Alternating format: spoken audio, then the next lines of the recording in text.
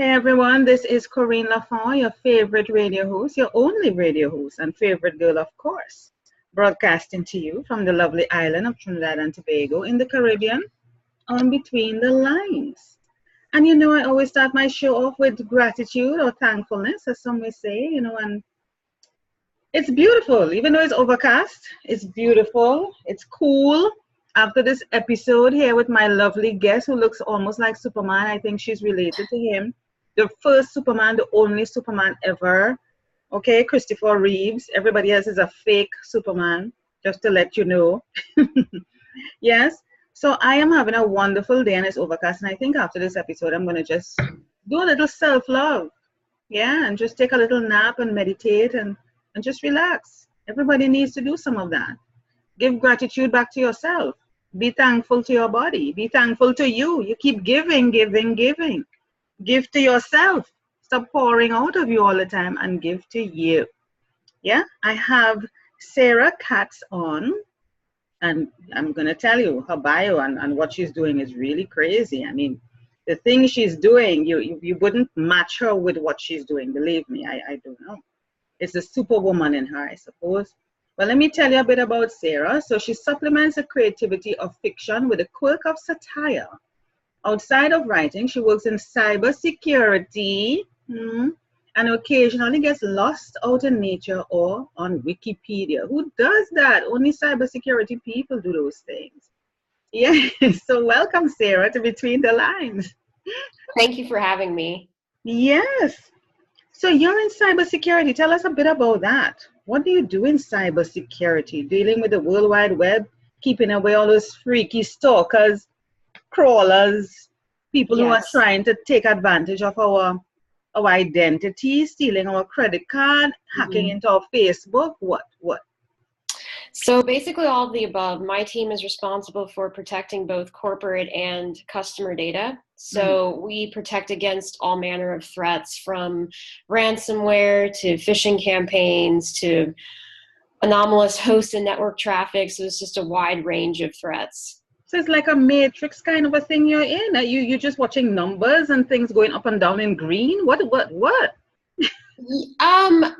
We do analyze a lot of system logs. They're unfortunately never in that fancy green text against the black screen like you see in pop culture, but we are analyzing a lot of host and network logs day in and day out, all day.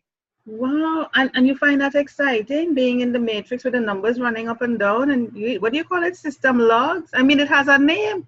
I didn't even know this. System logs or just host and network traffic, yeah. Network traffic. Wow. Okay. That is interesting. And you're a woman in that field. Are you the only woman?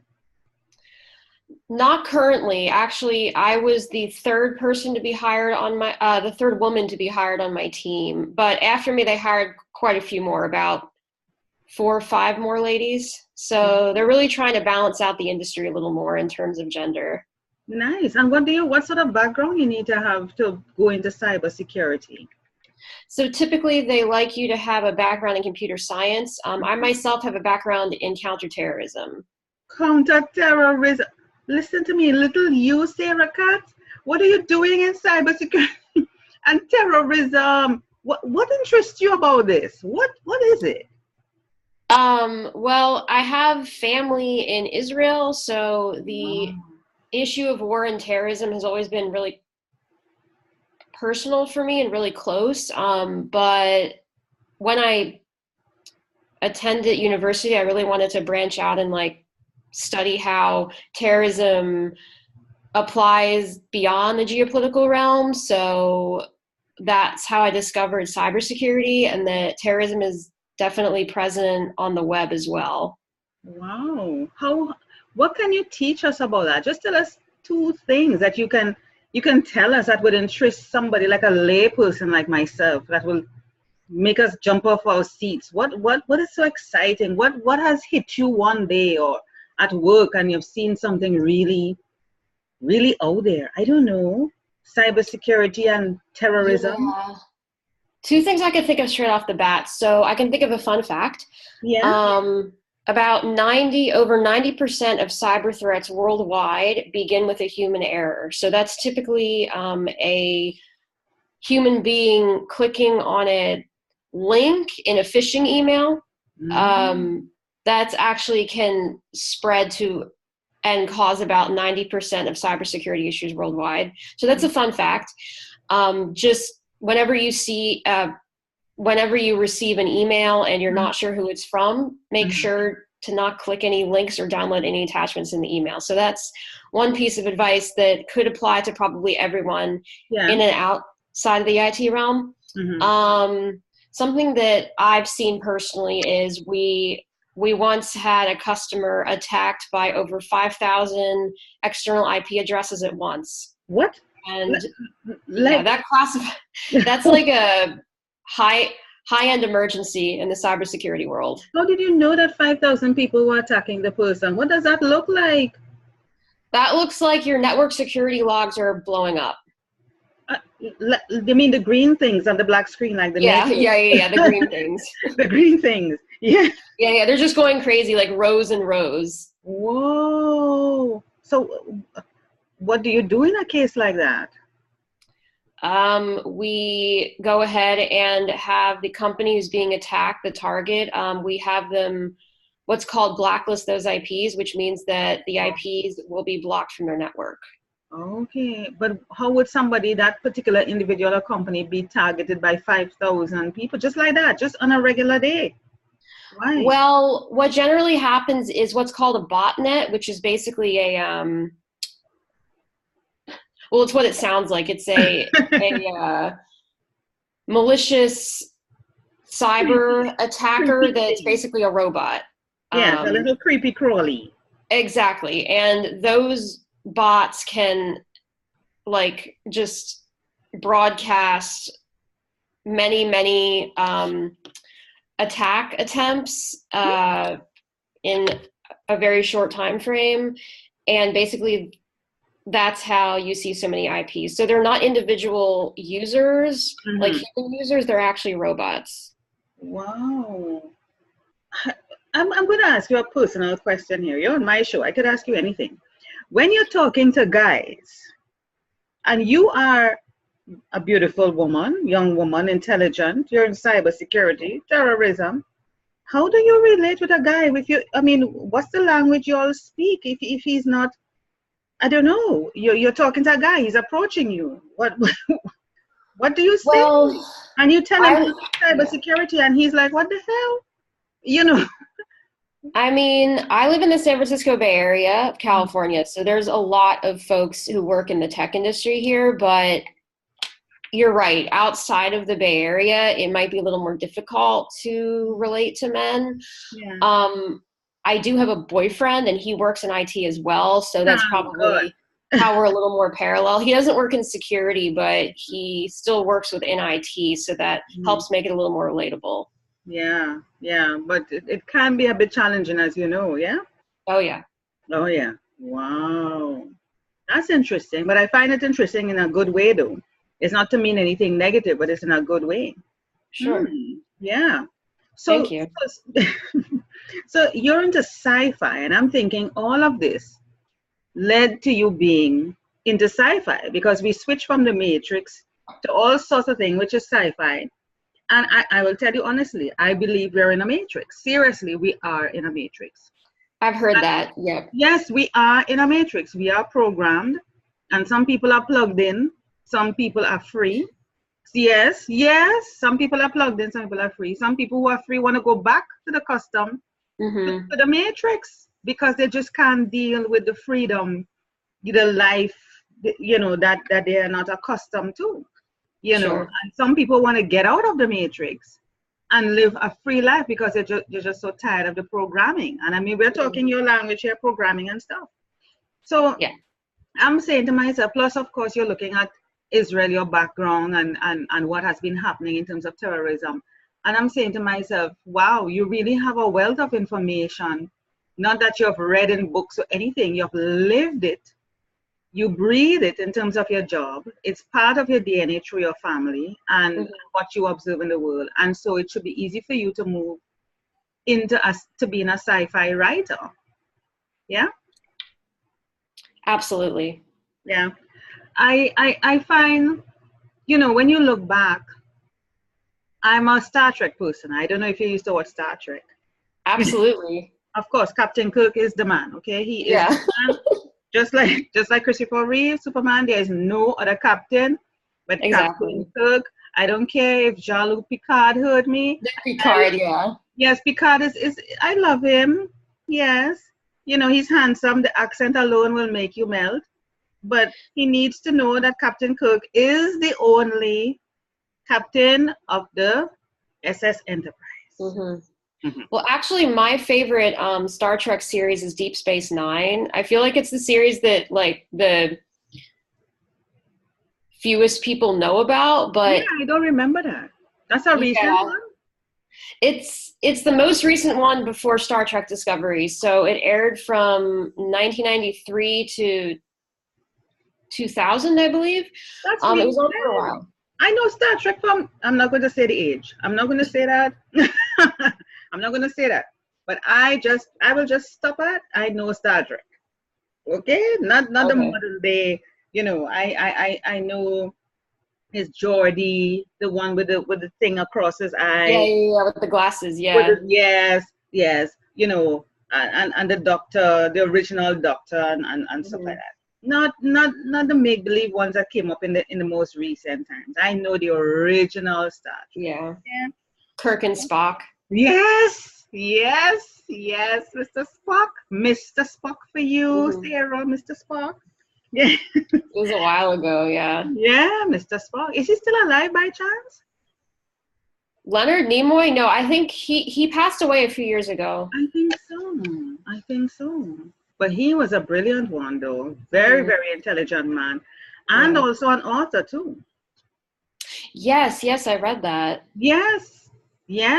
Very intelligent man. You know, can speak on a number of topics, and he was an author as well. I mean, oh my goodness.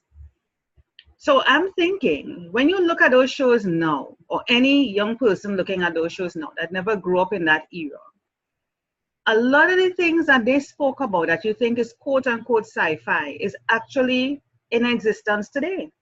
The cell phone was seen on the Starship Enterprise when Captain Kirk flip out his little flippy phone thing. Yeah, like the comm badge, and then also the iPads too, the data pad. Yeah, I didn't even remember that. I just remember the phone. And then when they touch their chest, the thing on their chest, the sliding doors to go into the different rooms on the ship. Oh yeah, because back then there weren't sliding doors. No, there was no such thing. And I mean, it was automatic. You just come up to the door and the door just slide open. Right. So a lot of these things that we have now, it was already in existence back then. Exactly. So sci-fi is not really sci-fi, is it?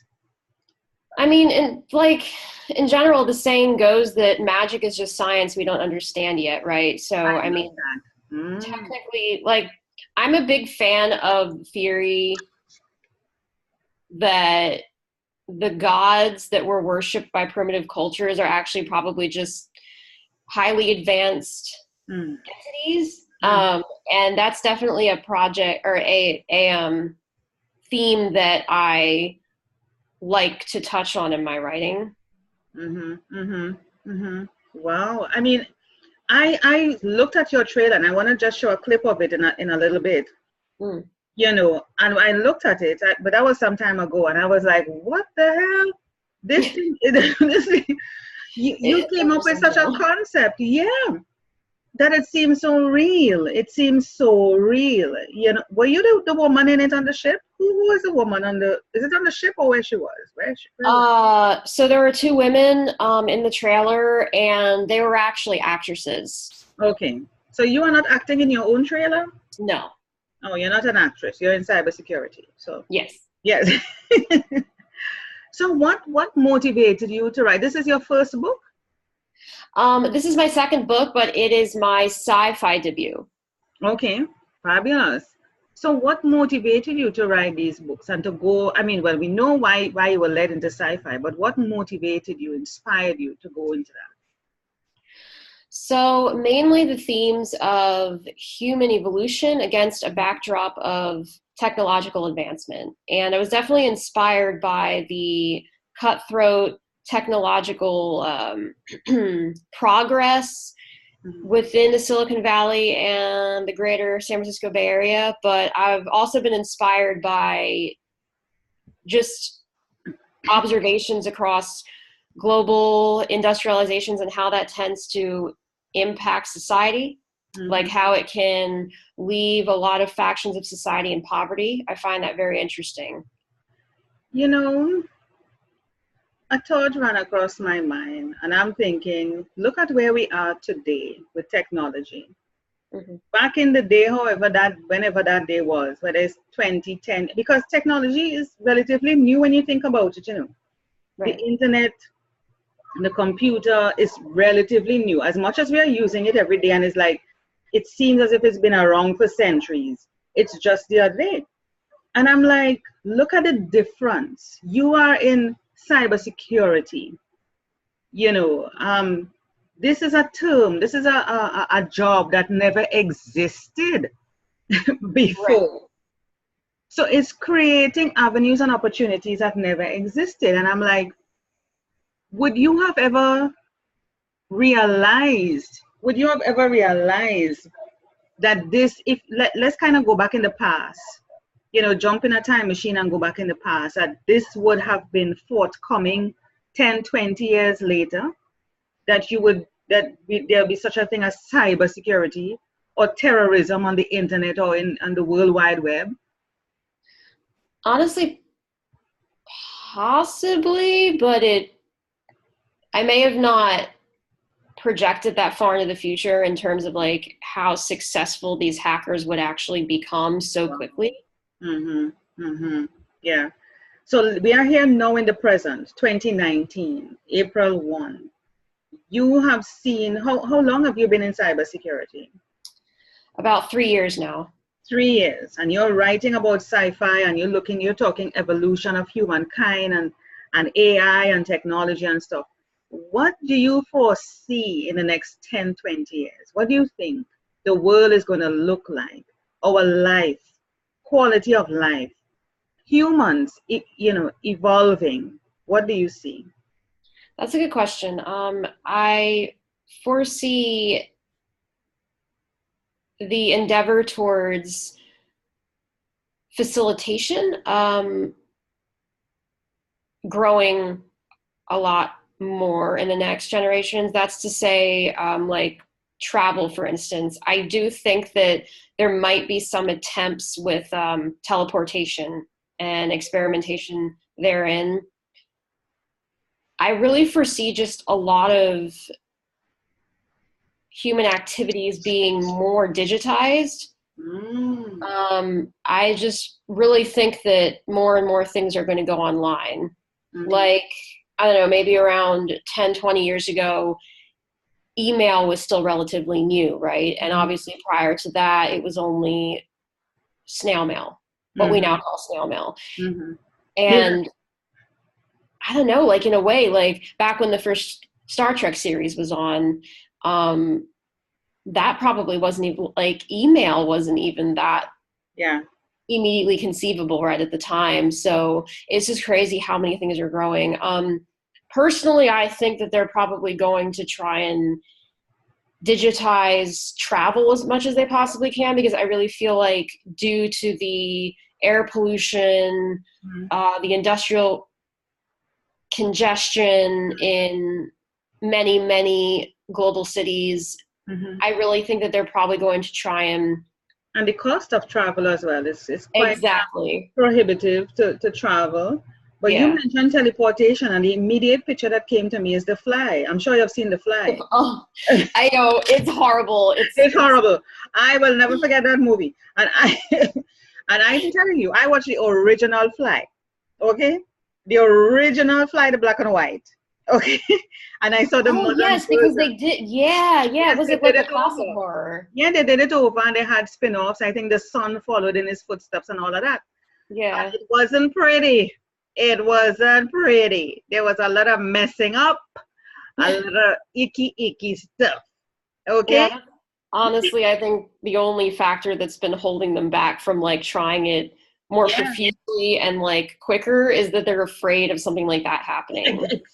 Yeah. Who is going to be the test buddy? Not Exactly. me. Not me, No one dear. wants to stick their neck out. Not me. Not me. Right?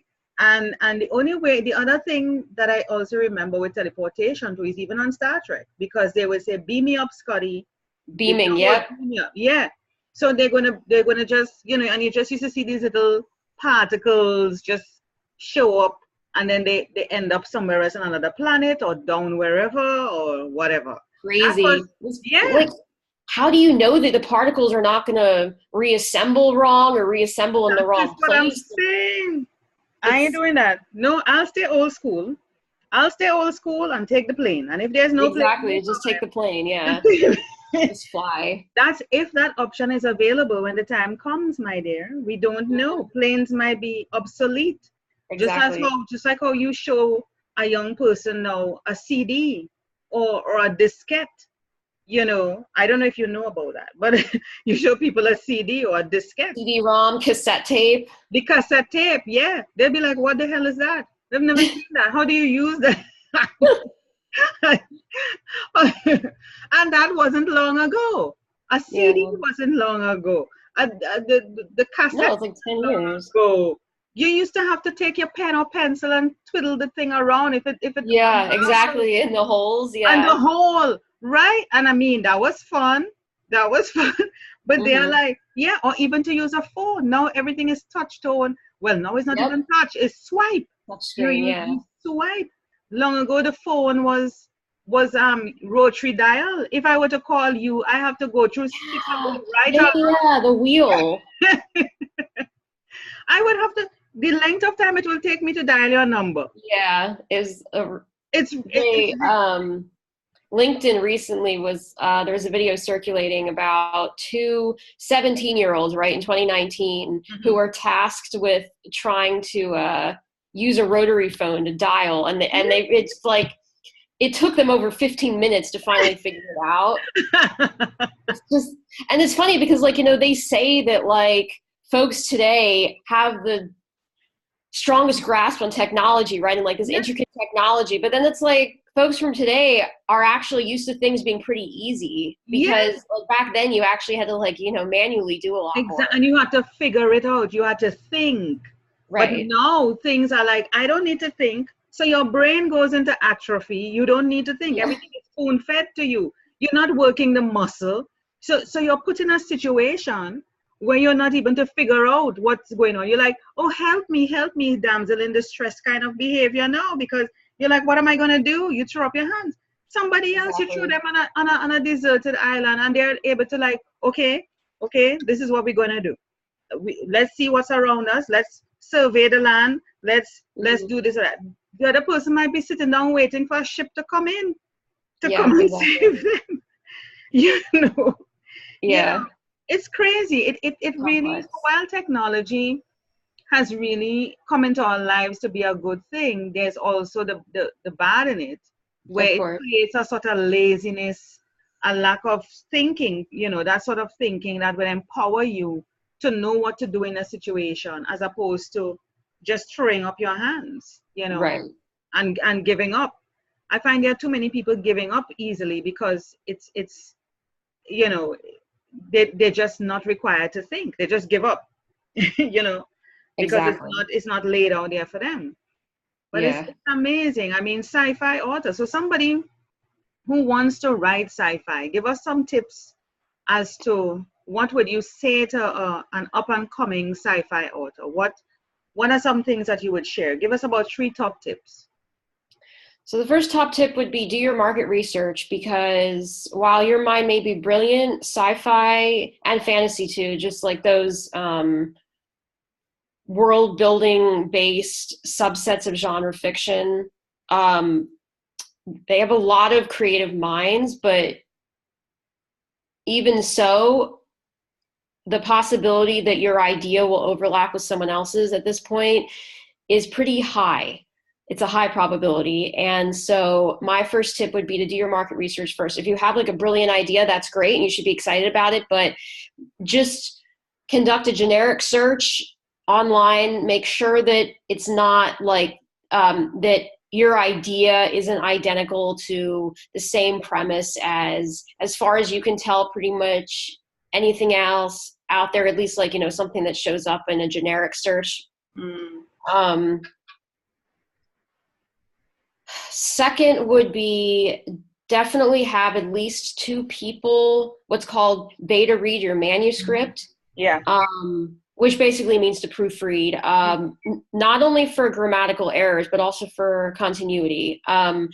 This is also very important in genre fiction that requires a lot of world building, because that's a lot for one creator to keep track of. Like, you're already creating the world, the setting, the characters, the story arcs, everything. But it's essential that you watch out for any plot inconsistencies or inconsistencies in your world building.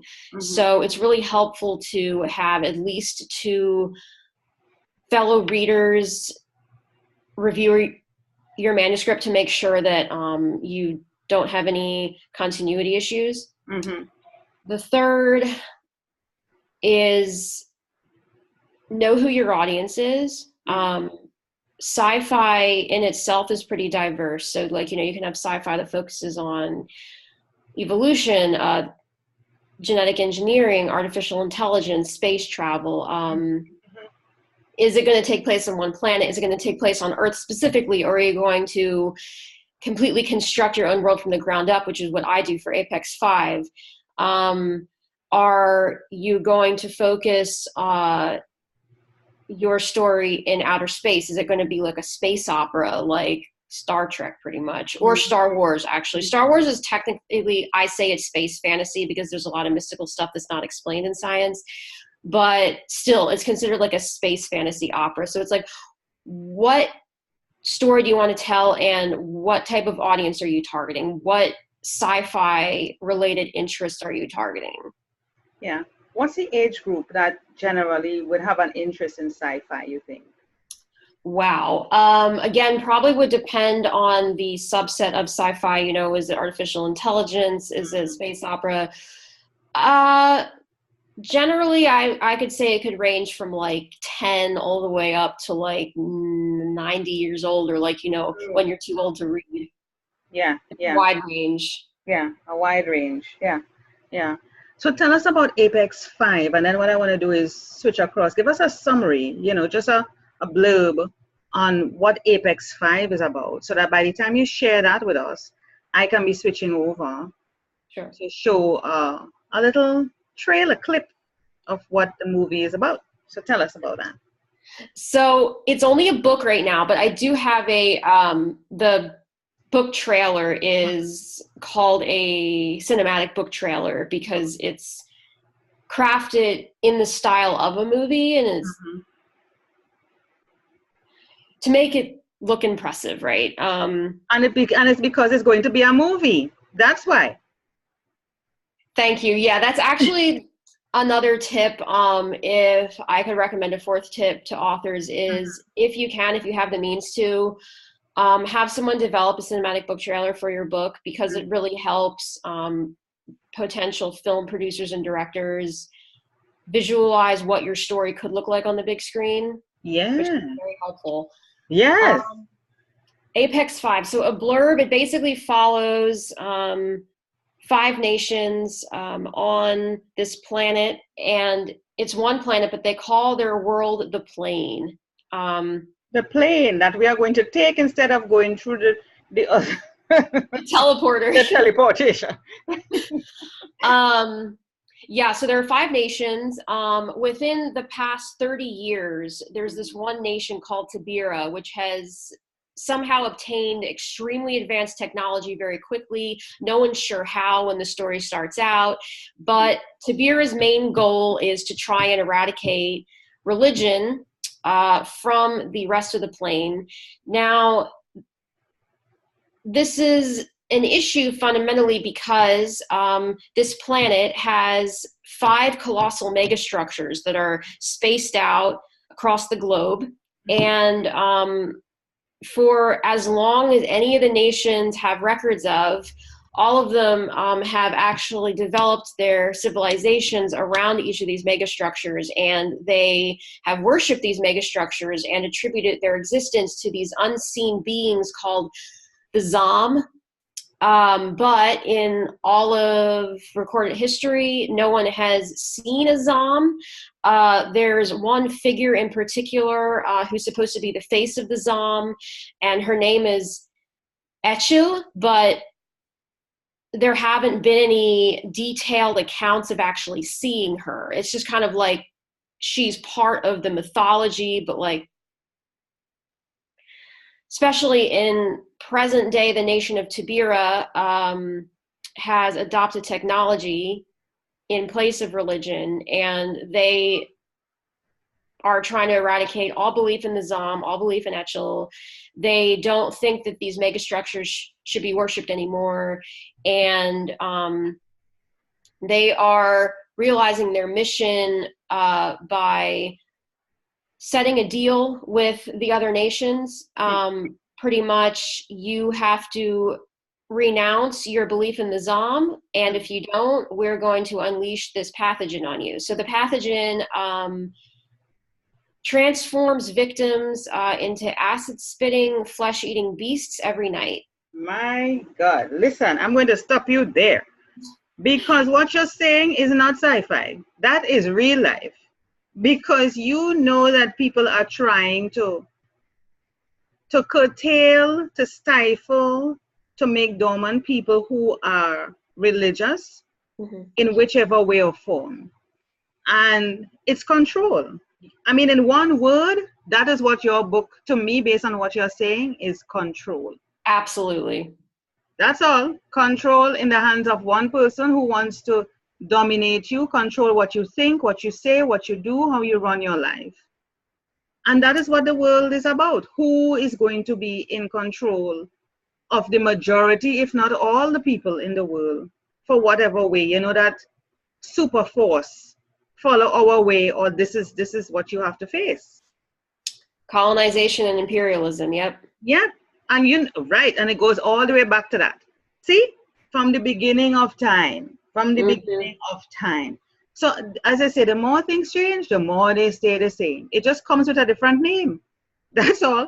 You're calling it Apex 5. Back then it was colonization and imperialization. You know, yeah, it's control. It, you know, it doesn't conflict matter. Of the resources, a lot. Yeah, it's all about that. And it's just, and you are going to be sharing Apex 5 now. You are going to live for however long. Somebody else is going to come along, and the same thing is going to perpetuate. Exactly. We don't have to live to see it. It might just be a different name. And they may hear about you and say, oh, you know, there was an author that wrote a book called Apex 5. You know, and it's the same thing. And there was this lovely movie about it. And oh, I heard about that. Yeah, it comes. Control is control is control is control. It doesn't matter what era, what time, what shape, what form, the creed, the race, it doesn't matter. Control is control. Absolutely. So what you're saying, and it's not to downplay what your book is about. I'm just showing you that there's such a synergy that, you know, sci-fi is based, it's, you know, is it really sci-fi? Because when you think about it, to me, to somebody else listening to you, they may see something else coming from that. But I am picking up the whole thing about trying to stifle, make and control someone. And that is not a good thing.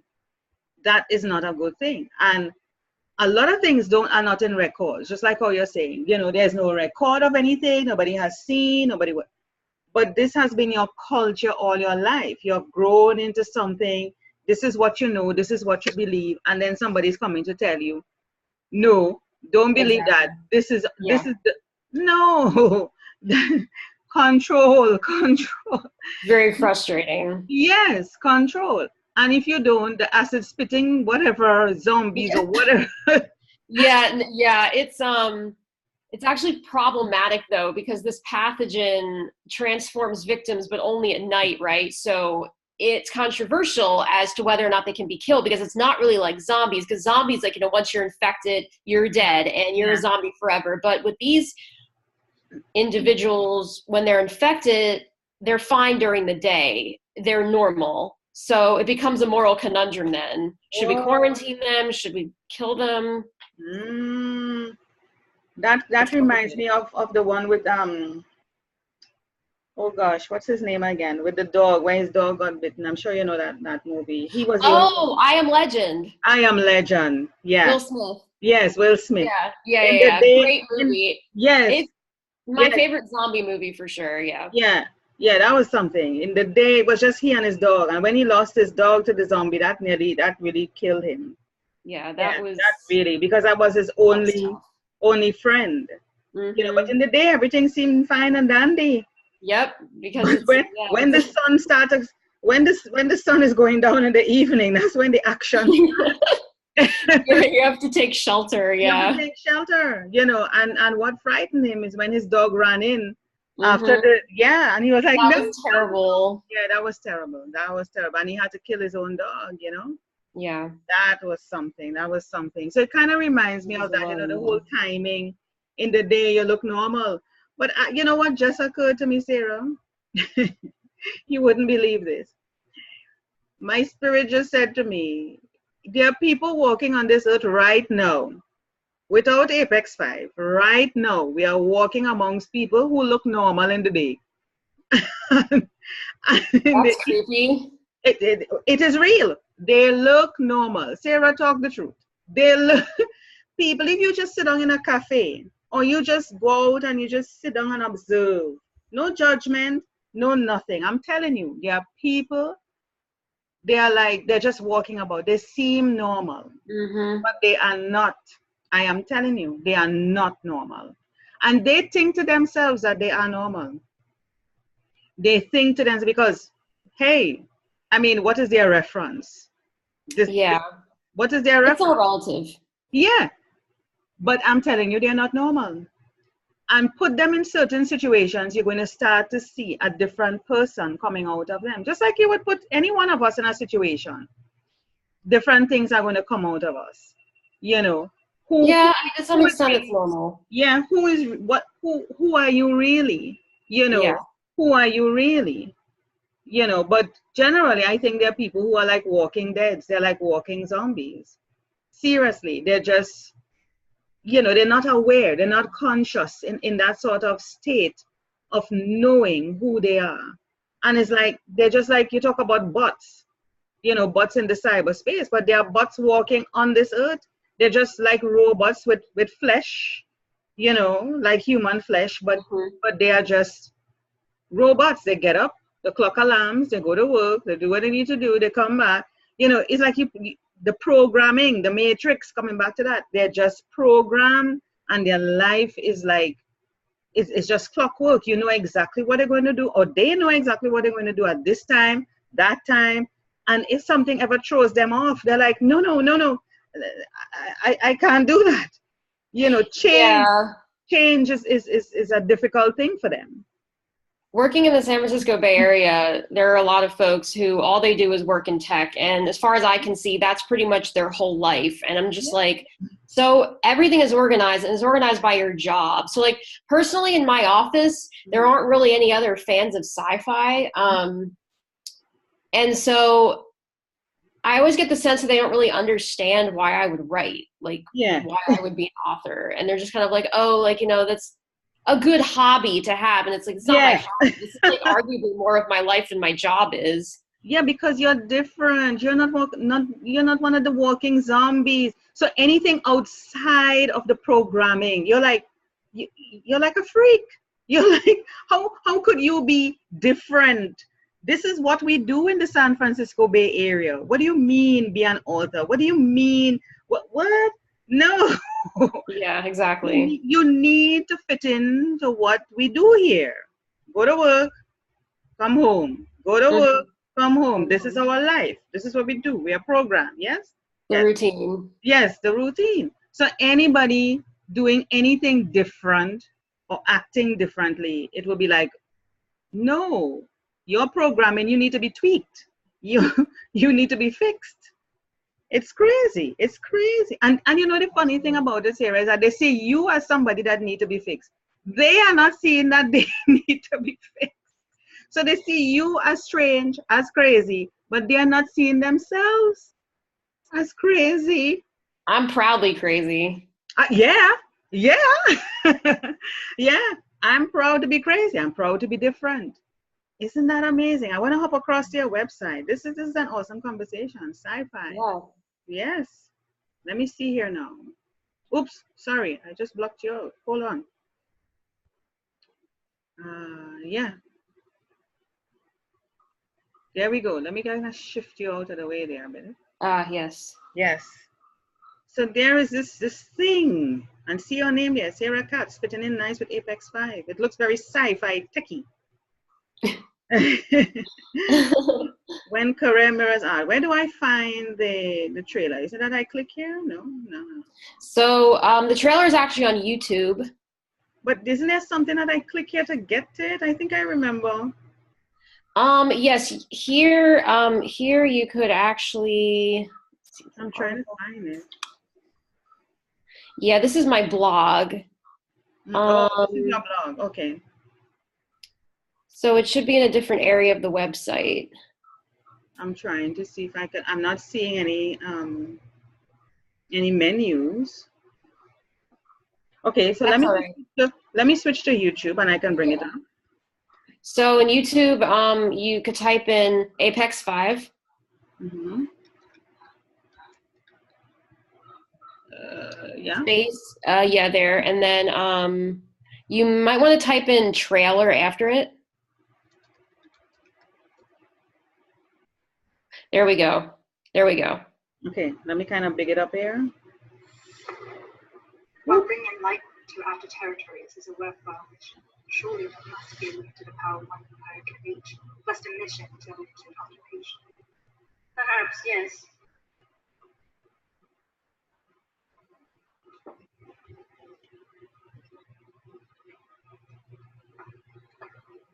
You're thinking if gods could do these things. Not something jungle barbarians. I like that. That song The is age of nice. religion is long gone along with whatever built these things. And they were certainly not gods. Receiving reports that the creature has been caught. Gamma cells seem now active. Gamma cells? I thought those were only one mortals. Everything is mortal, as long as you know how to strike it. He's only a child. Yes. He's only a child. I will take him. He deserves a chance to live a life where he's not threatened, or used as a weapon. Wow. Nice. So let's see if we can go back here to your website. Where was I? Oops. Yes. Nice. Let me switch back to you. That was cool. A little child. He's just a child. So he is what? He's not as innocent as he seems, does he? Yeah, there's yeah, basically. Don't frighten me here now. Don't give away all the tips. But I know just from the look of it, you see a child and you're like, oh my gosh, it's a child. Mm-hmm. But he's not as innocent as he seems. And she's taking him in. Oh my God. Exactly. That's pretty much where the story starts off. I hope she doesn't turn into one of those whatever. Yeah. But it piques the interest, and I like it. And I like the whole cinematic play of it. It's really good to have trailers. I always encourage authors to have book trailers. It really puts life into your book. It really puts life into your book. That's awesome. That's awesome. Don't worry about your hair. Your hair looks great. My hair is crazy today. I don't know. That's all right. It works with the movie. It works with the movie. Don't worry about it. It's a little humid here, so I think it's kind of frizzing out. It's fine. It's fine. It's fine. But Sarah, this has been a wonderful conversation. We move from the Matrix to Star Trek to Star Wars to Apex 5 to, oh my good, to I Am Legend. We have some things Yes. in common, Sarah. So you see, I'm not that bad. I know what I'm talking. I can relate. Absolutely. Thank you so much, Corinne. Yes, this has been awesome. And I really wish you all the best, and that you get a lot of readers. And, my words tend to have a lot of power. You are going to be making a movie out of this. I can see that. Thank you Yes, so much. I can see that. And when you do, I need to have the red carpet invitation. Absolutely. Yes, please, for the premiere, because you heard it first on Between the Lines that she's going to make a movie. Yes, and any little part in the movie that I can play, except the zombie spitting, acid spitting thing, I am not interested. I need to look pretty all the time. So, yes. No flesh dropping business. I must. No. No. You're gonna stay human. That's right. That's right. Thank you very much. Stay human. Okay. No teleportation. No teleportation No either. teleportation. No fly business kind of thing. None of that. Okay. Keep intact. So I'm putting my part in, my little role in, so that people can see my name come up on the credits Yes. on the movie. Thank you very much. So Sarah, any final words before you go, my dear? Well, I would just like to say thank you so much for having me, and I would be happy to hear from any aspiring authors out there, sci-fi or fantasy. Mm-hmm. Yeah, young or old, up to 90 is Yes. accepted. From ages 10 to 90. From age 10 to 90. Wonderful. Thank you so much, Sarah, for sharing. Keep doing what you're doing. Keep living, keep being crazy, keep stepping outside the box, keep challenging yourself. You have it in you, and you just never know. The things that you put on black and white on those pages may be something, a manual that we may end up having to use to live the life that we're supposed to live and, come out of. You just never know the impact it will have on the world. I thank you. Perhaps. Thank you so much, Karina. I really appreciate it.